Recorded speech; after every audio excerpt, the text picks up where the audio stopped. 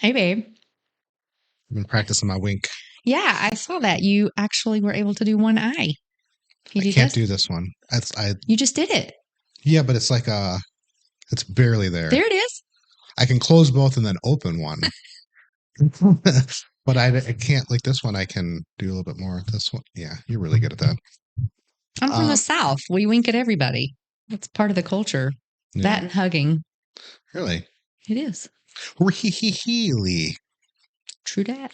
So, I was seeing if I could take what you just said and turn it into a segue. So, speaking of processes from our roots, we're going to Mm, create some new rooted processes. yeah. So you received a book that's been really inspirational to you. Um, One of many that I've read over yeah, the and years. I think the concepts within this book are things that we've kind of known bits and pieces, but having the full framework is kind of um, eye-opening. But there's a way to put it into practice with everything we do, not Right. just long-term stuff, not just short-term stuff, but On the daily. right. Just like someone who gets anxiety might be advised write down all the things you're anxious about and then put a check next to everything you can control. Yeah. And then it's sometimes eye opening that there's a lot we can't control, and that's okay. How often do we actually write stuff down, though? Hi, Sadie. We write stuff down. Not, I mean, on paper, I write stuff down, but that's one of the pieces of what you're Yeah. learning. So for the sake of this and not making it a 2.5 hour long listen, we're going to talk about the 4 hour work week and manifesting. Mm. Right? Because realistically, I'm your husband because you manifested me. I absolutely did. I have this written in a book. I call it my manifesting journal or my manifesting book. This is I'm on the second one that I started. I started the first one in my mid 30s, and now I've made it to my second one. And I absolutely manifested you, even though we dated like what 2011 for a year. Right? I had no idea that it would be you, but you have everything that I wanted and more. Some of the practices of True. manifesting are, in fact, not identifying and detaching what your, not you, but what your Yeah. illusion of what Mm, you want is, and to focus on the elements that make up perfection, yeah. if that makes sense. Well, for So me, you might talk about behaviors. You might talk about things that are when you're putting together your manifesting journal and the things you're discussing with yourself. You might talk about things that are you will not compromise on, right? The I must-haves, call them my non-negotiables. non-negotiables. Yep. And sometimes there are things that maybe are negotiable, but if you leave that kind of to without definition, you got to be careful what you ask for, Oh right? no, haven't we had that happen? I mean, many a Yeah. times. So we're going to talk about that and how it applies to, um, what we got going on here, which is working beyond the desk, living beyond the desk, having a life Yeah, beyond just the 9 to 5 grind. we don't even want to do the 9 to 5. I don't even want to No, categorize and it as that. yeah, Where'd that even come from? Nine uh, to five. well, it's all speculation, but I suspect that there was a time where employers had to define what productivity looked like, 40 hours. and so came up with 40 hours, and there was the work day and the work in the weekend and broken up. I suspect that's where it came from, but maybe it was even further back with just when the sun rises prior to daylight savings time to when the sun We'll have sets. to look that up. Yeah, Don't you, but it's a grind and it's a standard in America, and but it's not a standard everywhere. Even if you look most places it is. even if you look into Spain, Oh, well, yeah. it's not a standard there. If you look into a lot of places in South America, it's not a standard Latin there. America countries, and that I mean that would include Spain and even Portugal. Yeah, they have the siesta that's 2 hours long in the evening or afternoon, early afternoon. They have a significant lunch break, and they don't come into work until much later. So I think they're actually working something like 5 hours a day, and that's their workday. But everywhere else, it's like work, work, work, work, work. Yeah. So the 4 hour work week, I don't know if it's ironic or not, but the first thing is to define. But what I'd like for you to is kind of define what the 4-hour work week is. So explain a little bit of what it is that you've learned. I know you're just in the very beginning of this, but what is it that you've learned that we are now essentially jumping on board with this process to help us make sure we optimize everything we do in life, and everything has a purpose and intention? Right. Well, I heard about this book, and a long time ago. Um, it's by Timothy Ferriss. It's super cheap. You can grab it off of Amazon. He is somebody who thinks outside of the box. He goes against social norms, which I love that. And he doesn't believe that you need 8 hours a day, 40 hours a week in order to get your job done. He teaches you in this book how to optimize if it's 4 hours a day that you're working or 4 hour a week, whatever it is you're choosing to get to start with and then build yourself up to. And so he has all of these really cool hacks, if you will. Some will work for somebody, some will work for some, and some will maybe not work. But I think it really depends on the amount of work you're willing to put into it, as with anything, which gets into what you and I would call manifesting. A lot of people have different definitions of manifesting. You and I know that it is a co-creation, right? We have to do our part. Right. And it's not necessarily something that just falls into your lap. I have seen that happen. And sometimes when something does fall into your lap, the part that you have to do is be responsible with what you were given. Correct. Yeah. What do you call it? When you talk about your money, being a Steward, a good steward. Right. Being a good, like So if you won the things do- lottery, for instance. Right. Most people, I mean, the statistics are really high that people blow their lottery winnings in a very quick amount of time. So if you don't understand financial stewardship, you're not doing your part. Right. Right. So just things like that, and knowing how to be, responsible for what you've defined, what you want your life to be. And to wrap all that or come back around, we're going to use this today for a lifestyle design is what he calls it. And we're going to use it for our trip to Colombia. And stuff with business on the day to day. Yeah. But I mean, you literally use it for anything that you're doing, but for all intents and purposes today, we're going to use it for our trip. Right. And it can be equated to, so the way I look at it is it's a process for the purpose of delivering. So with sales, what we want is to grow. And so we have attract the right client, engage with them, right? There's this step process to ensure you've done Right. everything you need to do, but it's accountability. Yes, I completed that. But also it helps guide you to being successful with what it is you're attempting to do. Right. So the four stages, the four pieces to this are define, explore, take action, and reflect. Now, these are just some that his book doesn't necessarily define it as I have. They're a little different, but he's applying it to your job or, that kind of stuff. Right. I'm going to apply this to being able to live part-time or full-time in another country, even if you were to choose another state, right? We have a lot of snowbirds here in Michigan. They go down to Florida for half the year and then stay in Michigan the other half. So if you're going to live that kind of a lifestyle, how are you going about doing this to make sure that it's really optimal for what you want? And this is, you and I have talked about this, I think, from day one, about really what kind of a life do we want to create for ourselves? And this has evolved into checking out Colombia, right? Me taking Spanish classes and really moving towards online work. And so, but the first thing we wanted to do was define what we wanted. Right. What is it that we want? Yeah. And the 3-hour conversation that we had when we first met up with each other after not having seen each other for 8 years, we talked about that. It was really almost like a business transaction. We're pretty straightforward with it. Pretty straightforward with each other. We put out our negotiables and our non-negotiables. And I think the one thing we both really desired was to have a full life, being able to travel. But we didn't know at that time what that looked like, And this whole half a year thing was your idea.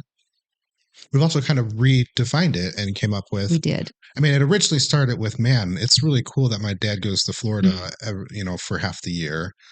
It'd be nice for us to be able to do that, but we don't want to necessarily do Florida. So how do we approach this? And that kind of snowballed into the story in past episodes we've been going over, but also, do we do it as a camper van type thing? Do we do it as a finding long-term rentals and visit various states all the way to, another country and But what that looks like? how that kind of manifested, and this is what I mean by manifesting, we knew what we wanted. We knew that bottom line, we wanted to live somewhere else for 6 months. And so what popped up out of the blue one day was somebody talking about dual citizenship. And you and I had just recently been talking about your adoption.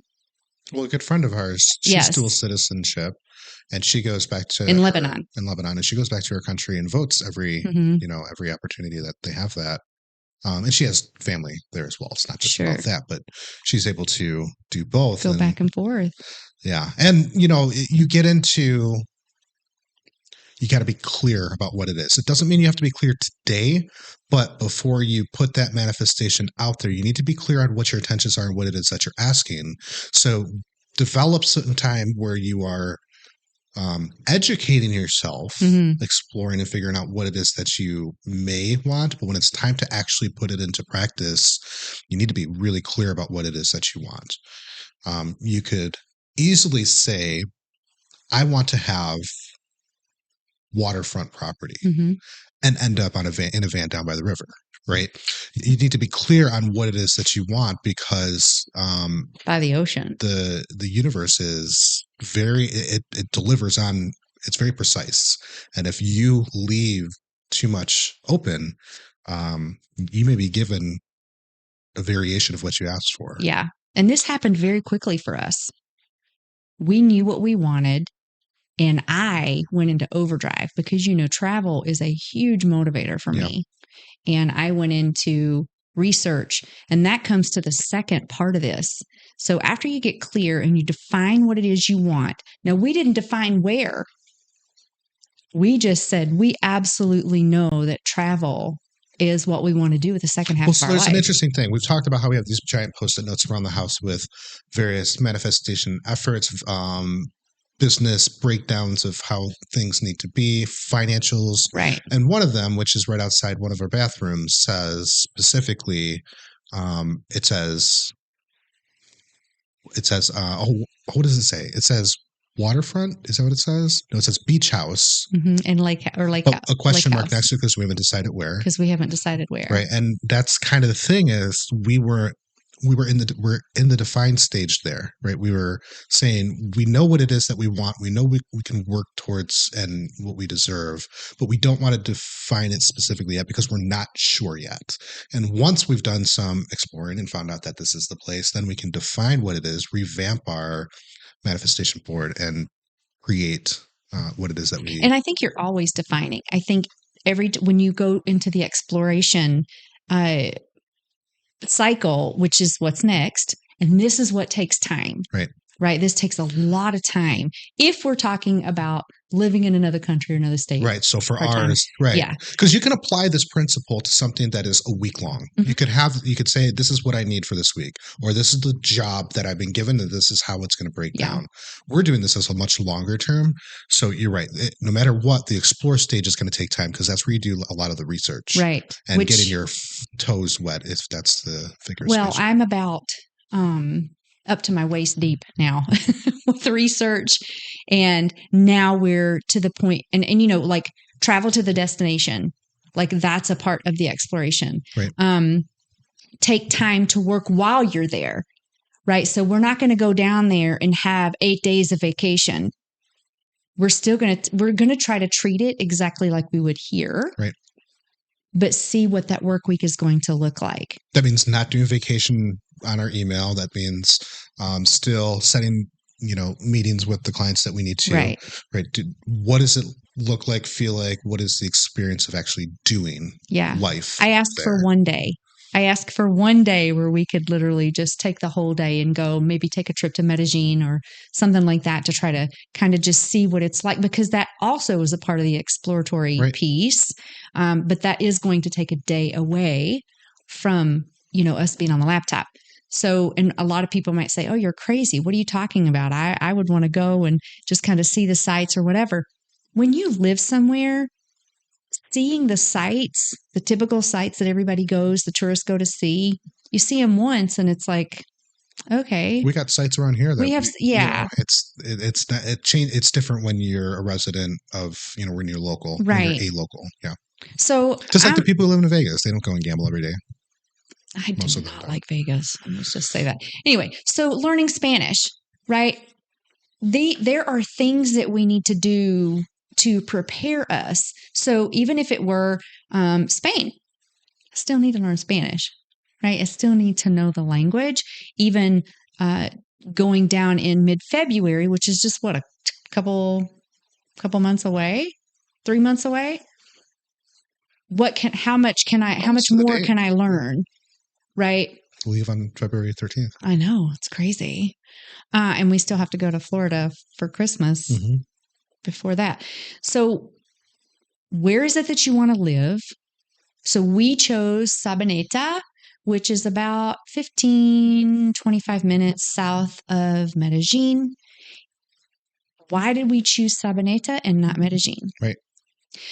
All the research showed higher cost of living in Medellin. It's super, if you're looking for quality restaurants and more people, a larger expat community, those kinds of things, then absolutely go to Medellin and live. 20 years ago, that might have been a different destination for us. Oh, it absolutely was.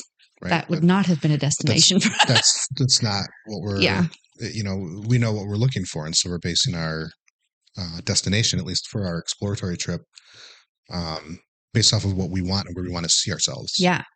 Immersing ourselves in the experience. And there's such a much smaller population in Sabaneta. There is an awesome, Parque Sabaneta right in front of the beautiful Catholic church there, city center. There's lots of patio seating with really cool restaurants, but this is more authentic than what you would find in Medellin, because they've brought in, there's a McDonald's, there's, Pizza Huts and all that kind of stuff. So we're looking for a more authentic opportunity. Also safety. And safety. So it's much safer in Sabaneta as well. Although you still have to always be aware, like you would anywhere, but it is definitely safer. I mean, even if you live in downtown Chicago or just outside, or Detroit or Los Angeles, right?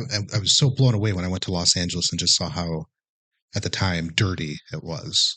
It's not what you see on TV. It's not what you see on the news. But the reality is there was a huge homeless population.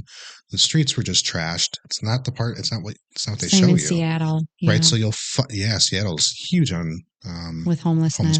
Yeah. So, and then let's say we get there, we always have the opportunity to switch places, which leads into the next portion of this is, we missed take action, babe.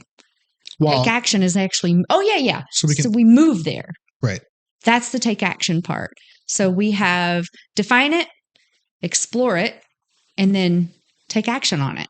And that would be the actual move, which our goal is next November through the end of March. Yeah, March, April. Yep. March, April. Yeah. So you, as a Colombian citizen, can come and go as you please. I cannot. Just because we're married doesn't make me a Colombian citizen. Correct. You got about 5 to 7 years worth of time investment. Probably about 7 with the way things move there. If you decide you want to become a Colombian resident, that's what it would. That would be us living there full time, or whatever. But as a traveler, you can always register for a visa and travel. Right. And most countries say U.S. tourists, they don't really have an issue with that. There's just a limitation on how long you can stay before you have to start contributing to their ecosystem, right? Taxes, different things like that. And then I would be there less than 180 days. So that's basically a tourist visa is what I would receive. And because we would be back before that was up. Right. So, and typically you want to come back a month before that is up.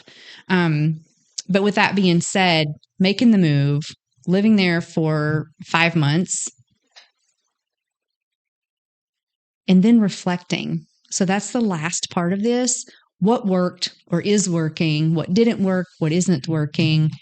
And you said it. If we wanted to go to, say, Envigado, which is another place that I may... Which during our exploration, we will, we have the opportunity, if we choose to visit and just see, right? That's the big part of our trip, is that it's a working trip. We're there to learn and gather as much information as possible so that we can make an educated decision for November next year. And on the bigger scale, if we're using this formula, we can say, all right, so, excuse me, if we like the whole area, because Sabaneta and Envigado are a part of Medellin, right? If we do like it there, but we don't like Sabaneta, that's still a part of the exploratory part of all of this is checking out Envigado. So you can still, in the bigger scheme of things, still use that or this formula. So it's like a debrief of what we liked. What it's an important part, right? It's cool to do all of the things, but you still have to reflect. And what I kind of compare that to is, if you were a pit master, a barbecue gal, and your cook is 12 hours long, you need to document everything you did throughout that entire process, because at the end, you're going to taste and you're going to know this is great, this needs work. But because you have that documentation of everything that you did, you added more heat here, you wrapped it here, you let it rest for this amount of time.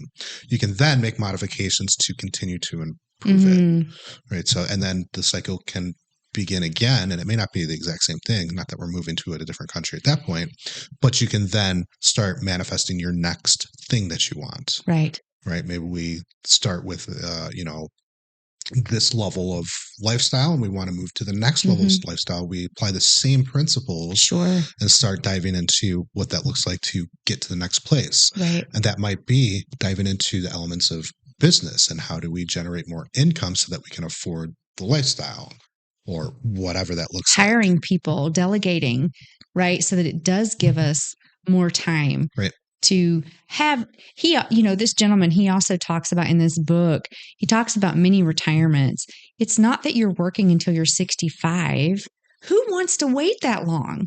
What if you've eaten like shit your whole life and now you haven't taken care of your body, so you're not as mobile, for instance, as you, who wants to wait that long? Right. You're going to go ziplining at 70 years old. Right. I mean, you got to climb the mountain to zip line down. There's two parts to that effort. So we want to do it now and have these mini retirement episodes or periods or whatever you want to call it, and start living life now the way we want to. And something that you taught me I keep hitting this. Something that you taught me early on was that, you said, Amy, we always get to be in choice. We always get to choose, and I had never given myself permission to be able to do that. I was still doing things the way society said they were supposed to be done and expecting a different result. If I work more, if I work longer, if I do this, if I do that, right, there's going to be a different result. And you have to break the mold. You have to step outside the box.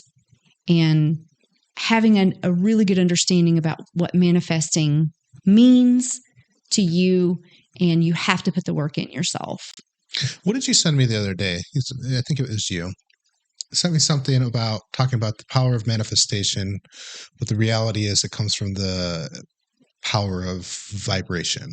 So manifestation is the practice or ability to connect with the universe and create something that you want. But in order to do that, you have to vibrate at a frequency that allows that environment to flourish, right? So you can manifest, but be in a shitty way, vibrate low, And it's not going to happen anywhere near at the level that you would if you were vibrating on a higher frequency. And we're not talking about fake positivity here, folks. No, it's not fake. I despise that.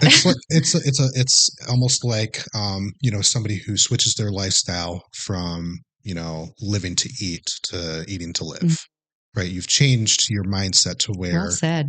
right, because Chris Pratt said, I eat now and I eat for the purpose of fuel, but the rest of my life is phenomenal. Where before, and this is when he was having some eating issues, he would eat and it would be the best time of the day, but the rest of the day sucked.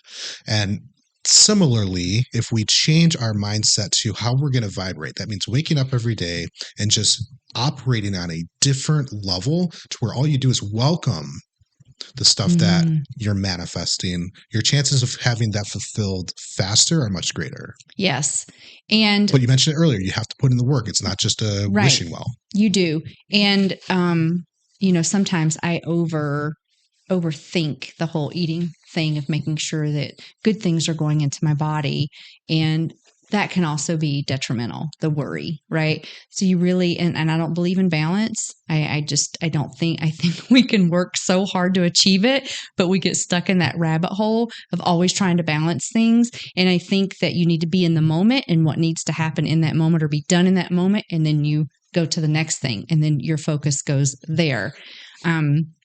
But yeah, I think that there's prayer, there's meditation, there's all kinds of ways where you can lift your vibration and make that happen. There is a Japanese, who is he? And I wish I had the book. I have it maybe downstairs.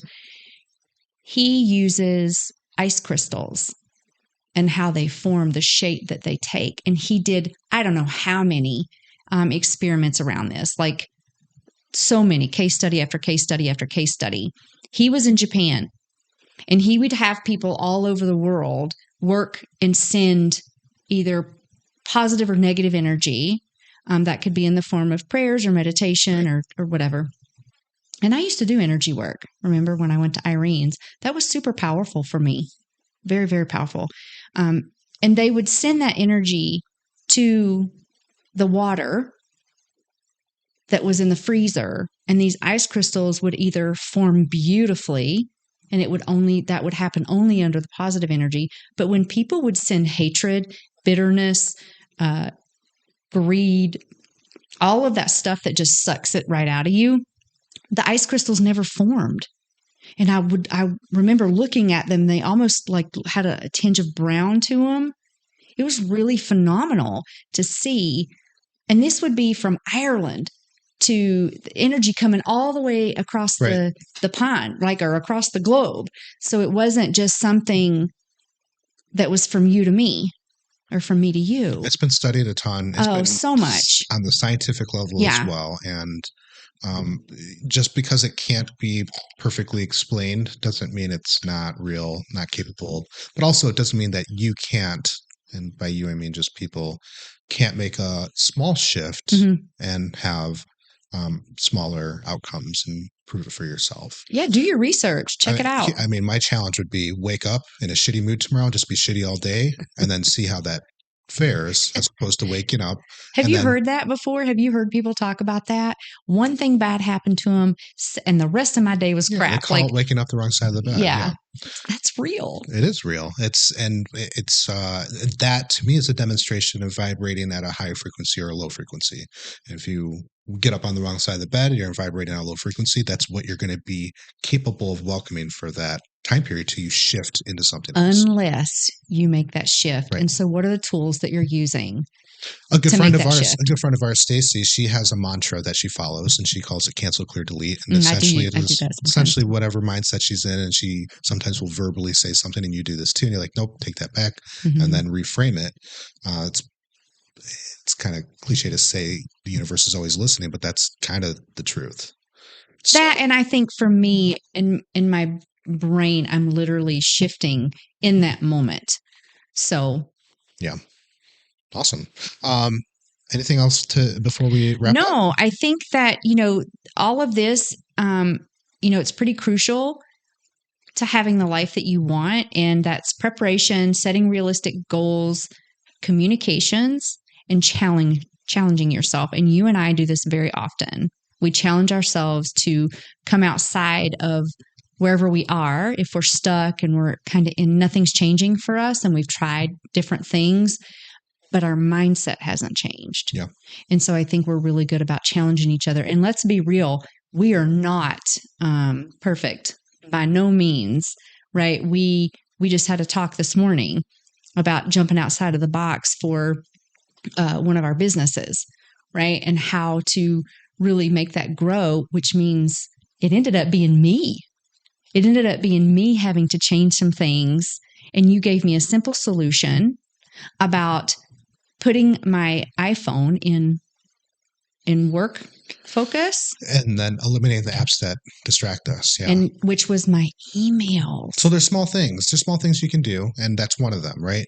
Turn off the email. Because what happens is we'll be focused on something, an email pops up and we feel there's a sense of urgency to handle that. When the reality is they wouldn't have emailed if it was that important. Right. Somebody's going to call me. They're going to call you. If it's really that important, or send me a text. Right. So you modified your work focus so that the truly prioritized things in life, communication wise, can come through. And the things that could wait until you're ready to, look at them can wait. And I have so many examples of this. Back when I worked with AT&T, I had on my calendar, check my email. And I did it twice a day. I didn't. Otherwise, my email app was closed, and I never had any issues with somebody saying, "Why didn't you check my email?" Because I did it twice a day. I found a cadence that works for the people that I was accountable to. Yeah. Right? Small things like that, where you can find out what the priority in your life is, and then focus on that. And then, in the time that you don't have budgeted for priority items, you can then look at the non-priority items. Right. Right. We talked about that today. This whole board is full. Yeah. And also we talked about finding strengths and weaknesses. Let's multiply our strengths and stop focusing so much on our weaknesses it's not that you don't want to get better at things, but if you're really good at something, learn how to multiply that. Right. Get better at that, because that's what's going to bring in that ROI that we've talked about. And ROI doesn't necessarily mean dollars. And so we've really been going over quite a bit yesterday and today. Yeah. And we'll keep going with it. So yeah, real quick update about Sadie. Yeah. So she has started her 6-month regimen. I don't know what you want to call it. It's kind of hell. Treatment, I guess. Week. Yeah. So she starts with antibiotics for 30 days. Then the first week of January, she goes in for her first injection. And then first week of February, she goes in for her second injection. 24 hours after that, third injection. So our little sweetheart. And then from then on, it's monitoring and retesting. And she still has to be. Probably more antibiotics. But has to be super secluded. She has to be super still. Like she can't run, jump, play. And her breed as a McNabb Collie it's just not in her DNA. So unfortunately, Sadie has to stay a little sedated. We've had to change our lifestyle as well a little bit. Yep. Make some accommodations. But at the end of the day, to save her. Yeah. And it was caught early enough that she's not having symptoms. Right. So that's the great news. It's unfortunate because she has no idea why the heck we're making her not run and jump on the bed or get the zoomies or whatever, right? We have to adapt those. Be off leash because she's an off leash dog. Right. So, but the good news out of that is that we caught it early. She's on a treatment plan. And the manufacturer is absorbing the majority of the costs, and that's huge. And that's HeartGuard, everybody. HeartGuard. Do not put your pet on HeartGuard. Find an alternative. I don't have a problem saying that. So that's our update. Anything else for last thoughts? No, this has been fantastic. And we are using all of these, putting these in place for, almost everything that we do, but especially our trip. I wanted to use that today, to give people an idea of maybe how they could use these 4 techniques to plan and help make their life abroad, wherever that might be, a little easier. Yeah. Next week. Until next week. See you then. See you.